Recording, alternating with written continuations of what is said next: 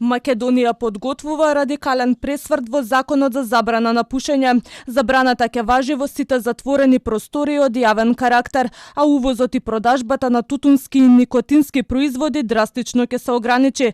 Цигарите целосно ќе се тргнати од видното поле на купувачите во маркетите.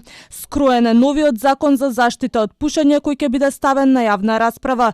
Во сегашната верзија до која дојде Телма се предвидуваат ригорозни правила за сите затворени јавни институции. Во угостителски објекти за исхрана, вклучувајќи барови, меани, кантини. Пушењето според одредбите на законот ќе биде забрането дури и на терасите на кафеаните, доколку тие не се целосно отворени од најмалку 3 страни, пишува во предлог законот.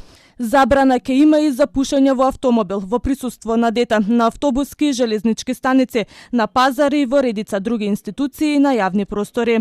Истата забрана со новиот предлог закон ќе важи и за сите типови на електронски цигари и вејп уреди, а дополнително се забранува користење на ароматизирани цигари.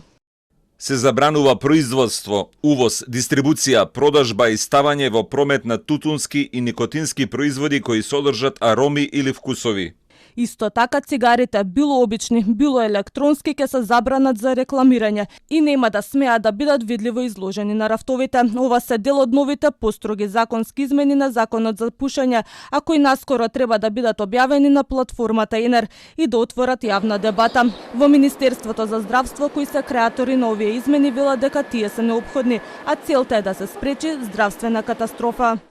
Со предлог законот се предвидува воведување појасни и построги правила за заштита на здравјето на граѓаните, со фокус на превенција и заштита на децата и младите.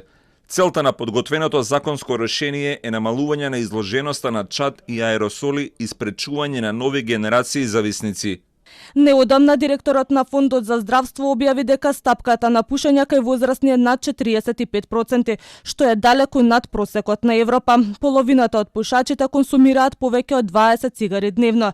Статистиката покажува и дека во државата годишно умираат околу 4000 луѓе од болести поврзани со пушењето.